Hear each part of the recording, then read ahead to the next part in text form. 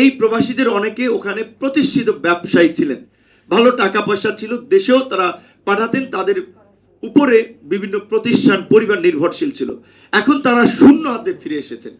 সুতরাং আমরা যদি এই আন্দোলনের অংশগ্রহণকারীদেরকে দ্বিতীয় মুক্তি সংগ্রামের লড়াকু যোদ্ধা হিসেবে স্বীকৃতি দেই, শহীদদেরকে আমরা স্মরণ করি, আহতদের আমরা স্মরণ করি, তাহলে এখন যারা বেঁচে আছে তাদেরকেও তো আমাদের মানে আমলে নেওয়া দরকার। এই মানুষগুলো যে ক্ষতিগ্রস্ত হয়েছে, জেনে শুনে বিষ পান করেছে তারা, যে আমেরিকাতে প্রতিবাদ করা, ইউরোপে প্রতিবাদ করা আর মধ্যপ্রাচ্যে এক না, তারা জেনে শুনে প্রতিবাদ করেছে।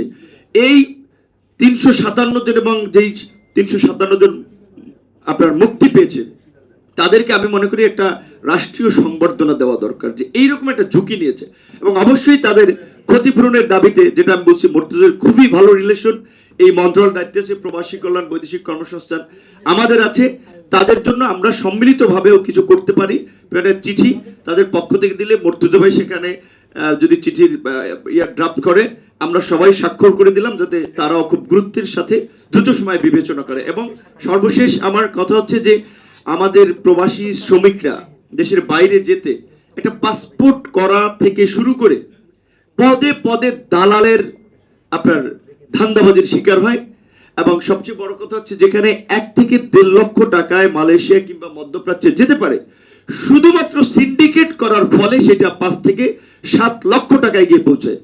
এবং বাস্তবতা হচ্ছে এই সিন্ডিকেট সাংবাদিক হিসেবে আশরাফ কায়সার ভাই করে না, মান্না ভাই আমার মতো লোক, আমরা এই সমস্ত এই আদম ব্যবসা আমরা করি না, কিন্তু মন্ত্রীরা করে, এমপিরা করে, সরকারের ঘনিষ্ঠ জনেরা করে। এই আদম ব্যবসায়ী সিন্ডিকেটের আমার মনে হয় যে এখন কবর রচনা করার সময় এসেছে। হাই মানে প্রোফাইলের লোকগুলোতে যুক্ত, কারণ এত কাঁচা টাকা, বাইরে যাবে ডলার নিচ্ছে, পয়সা নিচ্ছে। এমনকি দেশের বাইরেও কোনো সেবা পেতে হলে একটা নির্দিষ্ট সিন্ডিকেট, সালমান এফ রহমানের সাথে ইনভলভ ছিল, মোস্তফা কামাল সাহেব আপনার অর্থমন্ত্রী ছিলেন, তার প্রতিষ্ঠানের সাথে ইনভলভ ছিল। কার প্রতিষ্ঠান নাই? জাতীয় পার্টির মাসুদ সাহেব, যে মালয়েশিয়ার সিন্ডিকেটের কথা আসলো। তো এই সিন্ডিকেটটা ভাঙতে হবে, সিন্ডিকেট ভ্যানিশ করে দিতে হবে, একবার উন্মুক্ত। যদি এটা আপনার পাবলিকের জন্য উন্মুক্ত করা হয় তাহলে উন্মুক্ত পদ্ধতি যাবে। তবে আমার মনে হয় বাংলাদেশের কথা বিবেচনা করে জিটিজু পদ্ধতিতে যদি আমরা পাঠাতে পারি তাহলে সেটা সবচেয়ে বেটার হয়। কারণ অদক্ষ শ্রমিকরা কিংবা অবৈধভাবে কিছু মানে ফাঁক ফোকর দিয়ে গিয়ে নানান ধরনের ওখানে একটা হয়রানির শিকার হয়। আমাদের যে ওভার পপুলেটেড একটা কান্ট্রি, এখন ডেমোগ্রাফিক ডিভিডেন্ড চলছে, এই তরুণদের কতক্ষণ শক্তি থাকবে? তাহলে আমাদের এই যে আরেকটা সেক্টর আরএমজি, শার্ট প্যান্ট বেচা অর্থনীতি কতদিন টিকবে? এর বিকল্প অর্থনীতিটা কি? শ্রমবাজার আপনার মানুষ কতদিন বাইরে শ্রম বিক্রি করবে? এর বিকল্প অর্থনীতিটা কি? এইগুলো আমাদের চিন্তা করা দরকার। এই সরকার আশা করি সেই দিকে মনোযোগ দেবে।